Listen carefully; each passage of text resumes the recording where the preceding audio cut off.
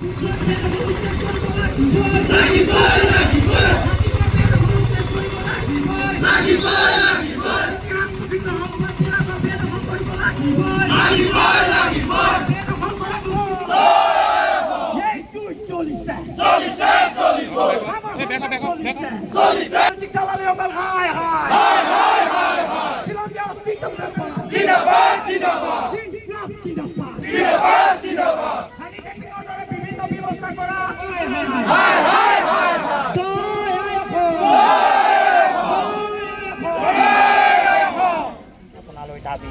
Number Jorhat জিলাত দীৰ্ঘদিন ধৰি অবৈধভাৱে বিভিন্ন ব্যক্তিৰ স্থাবৰ সম্পত্তি বেদখল দেখুৱাই তেওঁলোকক চাকৰিৰ পৰা আঁতৰাই দিছে আৰু বিভিন্ন ধৰণৰ অবদস্ত কৰা আমাৰ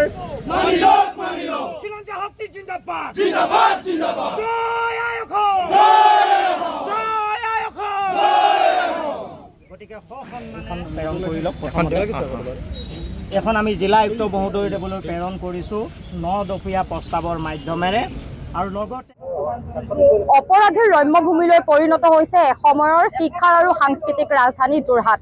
দিনে দিনে যোৰহাটত বহুকেইটা বিক্ষিপ্ত ঘটনা সংঘটিত হৈছে। ড্ৰাগছ আৰু সুৰাৰ বাবে বহুকেইটা নঘটিবলগীয়া ঘটনা সংঘটিত হৈছে এসময়ৰ সাংস্কৃতিক ৰাজধানীত।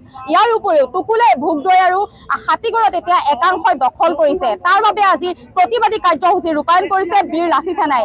যোৰহাট ষ্টেডিয়ামৰ পৰা প্ৰতিবাদী সমদল উলিয়াই যোৰহাট জিলা আয়ুক্ত কাৰ্যালয়ৰ সন্মুখত এনেদৰে প্ৰতিবাদ সাব্যস্ত কৰা পৰিলক্ষিত হৈছে যে এসময়ৰ সাংস্কৃতিক আৰু শিক্ষাৰ ৰাজধানী এতিয়া অপৰাধীৰ ৰম্যভূমিলৈ পৰিণত হৈছে। দৈনিক ইয়াত নানা ধৰণৰ ঘটনা সংঘটিত হৈছে। সিদিনা যদি অনিমেষ বৰাৰ ঘটনা হত্যাকাণ্ডৰ বিষয়ে ক'বলৈ যোৱা হয়, অনিমেষ বৰা হত্যাকাণ্ডত কিন্তু কোন জড়িত বৰ্তমানলৈকে যোৰহাট আৰক্ষীয়ে উলিয়াবলৈ সক্ষম নহ'ল। ইয়াৰ উপৰিও দিন দুপৰতে ড্ৰাগছ আসক্তই যোৰহাটৰ নগৰৰ মাজমজিয়াত বহুকেইটা ঘটনা সংঘটিত কৰিলে, সেয়াও কিন্তু অপৰাধীক যোৰহাট আৰক্ষীয়ে ধৰিবলৈ সক্ষম নহ'ল। আৰু আজি বীৰ লাচিত সেনাই অসমে প্ৰতিবাদী কাৰ্যসূচী ৰূপায়ণ কৰিছে। এই প্ৰতিবাদস্থলীৰ পৰা আৰক্ষীক কি আহ্বান জনাব বা দাবী কি জনাব?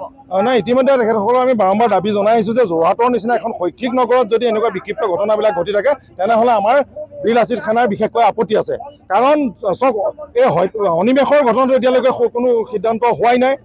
কোনো দোষীক যদি তেখেতসকলে নোৱাৰে আৰক্ষী বিষয়াসকলে তেনেহ'লে CBI দিয়ক।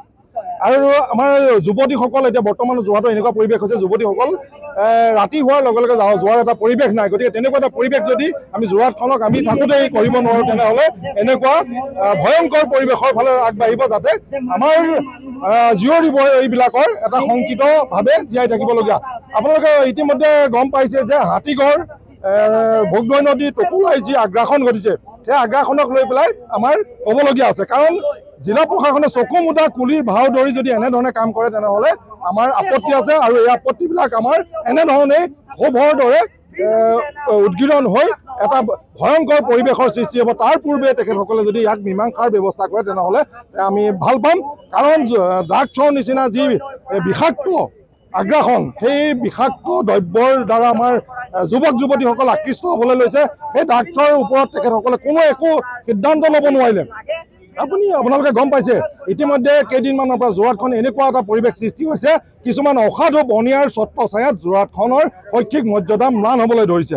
গতিকে তেনেকুৱা বিক্ষিপ্ত ঘটনাবিলাকক তদন্তৰ আওতালৈ আনি তেখেতসকলে অতি শীঘ্ৰে যদি সুসিদ্ধান্ত নকৰে তেনেহ'লে বীৰ লাচিত সেনাই জংগী আন্দোলন কৰিবলৈ বাধ্য হ'ব। তাক লৈ যাতে বীৰ লাচিত সেনাক জিলা প্ৰশাসনে জগৰীয়া নকৰে, আমি এই আপাহতে তেখেতসকলক সকীয়াই দিছোঁ। ড্ৰাগছৰ বিষয়ে যিহেতু ওলাইছে, শেহতীয়াকৈ যোৰহাটৰ অলিয়ে গলিয়ে এতিয়া ড্ৰাগছৰ মুকলি বেহা বুলি ক'ব লাগিব। যোৰহাট আৰক্ষীয়ে কেৱল মাত্ৰ 8 গ্ৰাম 10 গ্ৰাম ড্ৰাগছ ধৰিয়ে দায়িত্ব সামৰে। তাৰ বাবে অপৰাধীৰ সংখ্যাটো বাঢ়ি গৈছে। ড্ৰাগছ মুক্ত কৰিবলৈ হ'লে যোৰহাট আৰক্ষীয়ে কেনেধৰণৰ ভূমিকা লোৱা? প্ৰিয়ংকা, মই আজি কেইদিনমানৰ আগত এজন ড্ৰাগছৰ বেপাৰ কৰা এজন ব্যক্তি যোৰহাট সদৰ থানাৰ পৰা পলাইছিলে। সদৰ থানাৰ পৰা পলোৱাৰ পাছত তেওঁক যোৰহাট প্ৰশাসনে তেওঁক আয়ত্ব কৰিলে, তাৰপিছত জেল হাজতলৈ প্ৰেৰণ কৰিলে। তাতকৈ দুৰ্ভাগ্যজনক কথা এইটো যে জেল হাজতলৈ প্ৰেৰণ কৰাৰ পাছত আজি 15-20 দিন নহওঁতে সেই ল'ৰাজন আকৌ মুকলি আকাশৰ তলত। এইটো কিহৰ কাৰণে হ'বলৈ পাৰিছে? এই বস্তুটো আমাৰ এটা লক্ষণীয় হৈ পৰিছে যে তেওঁলোকৰ জেললৈ গৈছে, জেলখন নে শাস্তিমূলক ব্যৱস্থা নে জেলখন এটা জিৰণি কোঠা? আমাৰ এইটো এটা প্ৰশ্ন হৈছে বীৰ লাচিত সেনাৰ পৰা, নে কি কয়?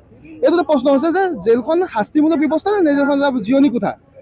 এনেকুৱা এটা ধাৰা লগায় যিটো ধাৰা তেওঁলোকে যে 4 বা এবছৰ তেওঁলোকে জেলত থাকিবলগীয়া হয়। তাৰপিছত সেই মানুহকেইটাই আহি পেলাই জেলৰ পৰা ওলাই সেইকেইটাই ড্ৰাগছৰ কাৰবাৰ ইয়াত যোৰহাটত চলাই আছে। যদি এইটো কথা কৈ দিছোঁ, যদি জিলা প্ৰশাসন বা অসম চৰকাৰে যদি ড্ৰাগছখিনি ধৰিবৰ কাৰণে নোৱাৰে, তেতিয়া বীৰ আছিনা অসমক কৈ দিয়ক, সংবাদ মাধ্যমে হওক যেনেকৈ নহওক কৈ দিয়ক যে আমি নোৱাৰোঁ বীৰ আছিনা অসমক গতাই দিছোঁ বুলি কওক, তেতিয়া আমি বীৰ আছিনা অসমৰ প্ৰত্যেকজন ড্ৰাগছ ব্যৱসায়ীক ধৰি আনি জিলা প্ৰশাসনক আমি গতাই দিম।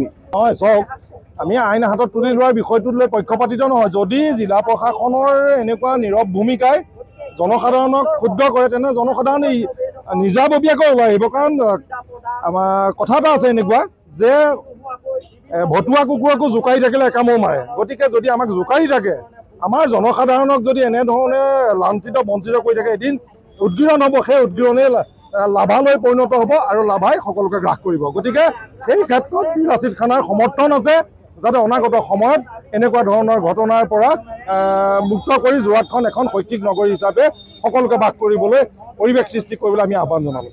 হয়, আজি এনেদৰে প্ৰতিবাদী কাৰ্যসূচী ৰূপায়ণ কৰা হৈছে, প্ৰতিবাদকাৰীসকল ওলাই আহিছে। এগৰাকী মাতৃ হিচাপে আপুনিও নিশ্চয় এতিয়া যোৰহাটত আপোনাৰ সন্তানক লৈ চিন্তিত। হয়, নিশ্চয়।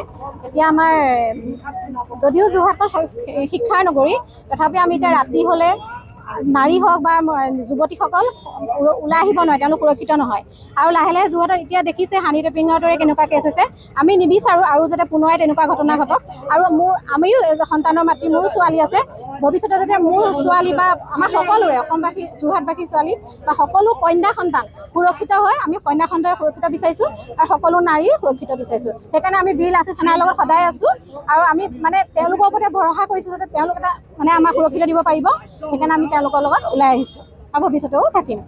হয়, এনেদৰে আজি যোৰহাটত প্ৰতিবাদী কাৰ্যসূচী ৰূপায়ণ কৰা হৈছে, কিয়নো যোৰহাট আৰক্ষীৰ মৌনতাৰ বাবে শেহতীয়াকৈ যোৰহাটত কেইবাটাও অপৰাধজনিত ঘটনা সংঘটিত হৈছে। যদি অনিমেষ বৰা হত্যাকাণ্ডৰ কথা ক'বলৈ যোৱা হয়, প্ৰায় 15 দিন পূৰ্বে অনিমেষ বৰাৰ মৃতদেহ উদ্ধাৰ হৈছিল যোৰহাটৰ ভোগদৈ নদীৰ দাঁতিত। কিন্তু বৰ্তমানলৈকে যোৰহাট আৰক্ষীয়ে অনিমেষ বৰাৰ হত্যাকাণ্ডত কোন জড়িত সেয়া ধৰিবলৈ সক্ষম নহয়।